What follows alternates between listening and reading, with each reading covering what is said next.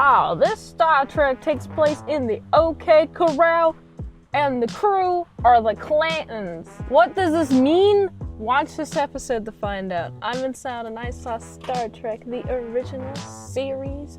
Spectre of the Gun. It is directed by Vincent McEvety, written by Gene L. Kuhn, and if you haven't seen this episode, I will spoil it for you. This episode starts when we're following the USS Enterprise as they enter Melkoshian space. These Melkoshians, they are very reclusive as an alien species, and as the USS Enterprise goes into their space, there's this buoy that follows them, that warns them, hey, do not go into our space, or else you'll find out. And of course, the USS Enterprise be like, we're gonna go there anyway. Kirk be like, I've gotten orders. I have to do the orders because it's our prime directive. We gotta figure out what other people know. We gotta establish peaceful contact. And of course, these Melkoshians are like, well, you've made it so you didn't listen to our buoy. So what we are going to do instead is when you come down to this planet's surface, the nearest planet's surface, they arrive. They being Kirk, Spock, McCoy, all that fun jazz.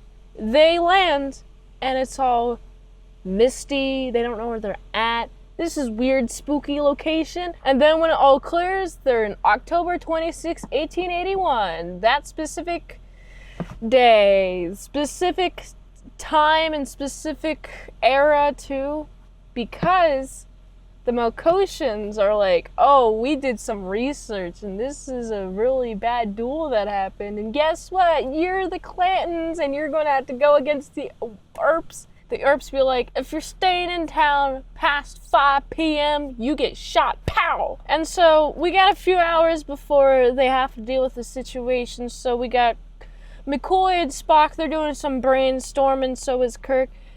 We got McCoy be like, oh, I know how to do a nice paralyzer. Spock be like, I know how to make this metal thing. And then they do this thing with only a few hours left. And then they test it. And guess what? Scotty's there too. Scotty's like, oh, I'll take the hit. Oh, this should have worked, but it didn't. It did not work at all. It should work under logical instances, but it's not working. And also, I totally forgot to mention, there's a fifth member, Chekhov, and Chekhov got killed, and he was part of the Clanton gang that actually survived. And so this concludes that this event doesn't have hard set rules on who lives and who dies. So this can be changed. And also, we just learned that it doesn't follow reality, so this isn't reality. So, if you don't think that the bullet is real, then the bullets cannot harm you. It only can harm you if you think that it is real, and because Chekhov thought he was going to die, he in fact did, quote, die, but he actually isn't dead. It's convoluted, I know. I like how convoluted this is. I like Star Trek, specifically because I can wrap my head around the convolutedness of the plot and understand it and appreciate its complexity. And I don't feel like I'm being talked down to when concepts like this are being explained. I can just understand within the world's boundaries. And this world that they're occupying has no reality boundaries. Spock is the only one who can detach reality from his brain, like what he's seeing in front of himself, from what's happening actually. It's weird. It's kind of like a meta thing you have to do. It's really high IQ in order to even have achieved this thought in the first place. But of course, Spock's like, I'm gonna mind meld everybody. Oh man, I keep forgetting the specific holds that they're called.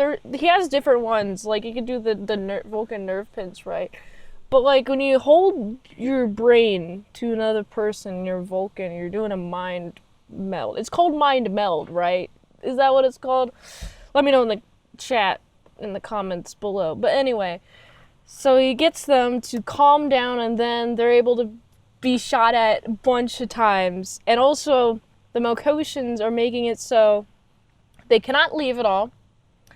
And we're getting to a point where they are not getting bulleted through because they don't believe the bullets are real and therefore it's not affecting them. So luckily, they're like, what's happening? And Kirk has the opportunity to murder someone, but he doesn't take the opportunity. And so what this creates is the Melkotians are like, okay, so I see. This was all a test, actually. You're back in your spaceship, and we will now talk to you because you have proved yourself not to be a violent race, but you have peaceful intentions, and now we may communicate. And I like that. It makes me think, okay, so the Melkotians have dealt with other beings before that are really violent, and this is the way that they have to weed out who is the good and who is the bad by having them go through this test. Like, the first test is whether they're willing to push on forward or not, and then you got the second test, which is whether they'll kill somebody or not, or they'll die or not. There's not really much record on the Melkotians in the first place, so who knows how many people they've interacted with. Actually, I want to know more about the Melkotians. I like this episode a lot. It honestly reminds me of that season 1 episode where you got the kid who has the really big brain who's powering that spaceship alone. It kind of gives me similar vibes, and I think that for that reason, since it has similar vibes, I like this episode so much. I like this episode so much because it's a testament to Kirk's ability and honor to stay consistent with his morals. So I like that. I gotta give this episode, it's a solid 8.6 out of 10.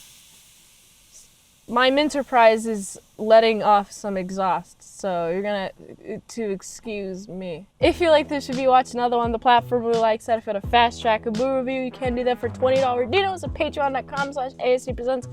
And if you like to help support daily grindiness of all them daily movies, you can go to this link tree, find the way you can help support the daily grindiness of all them daily movies, and go here. And until next time, I'm in salad, see you later to my sour croutons and bacon bits. I'm glad I'm in the safe Enterprise away from the space storm.